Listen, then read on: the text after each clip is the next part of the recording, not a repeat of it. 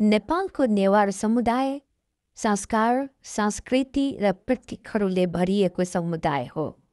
यहाँको प्रत्येक परम्परा केवल पूजा होइन, जीवन, श्रद्धा र सौन्दर्यको दर्शन पनि हो। पहिले कुरा गरौँ सिनामुको।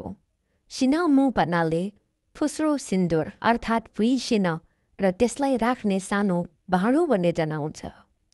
यो केवल सजावट मात्र होइन, शक्तिको, शुद्धताको र देवीको कृपाको प्रतीक पनि हो।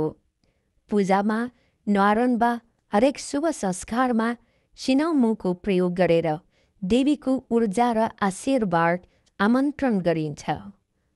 अब कुरा गरौँ ज्वाला न्याकको।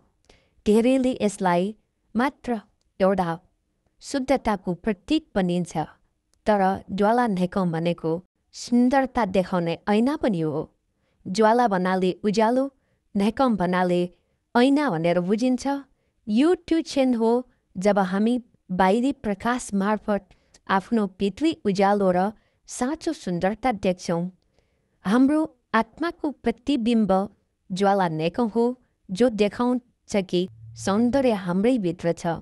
र यहाँ ज्वाला न्याक र सिनामु यिन दुई नेवार समुदायको प्रतीक हुन्। त्यसैले सिनामु र ज्वाला न्याक यी दुई नेवार समुदायका प्रतीक हुन्, शुद्धता, सौन्दर्य र आत्मिक प्रकाशका। आफ्नो संस्कृति बुझौँ, आफ्नो भित्री उज्यालो देखौँ र आफ्नो परम्परामा गर्व गरौँ।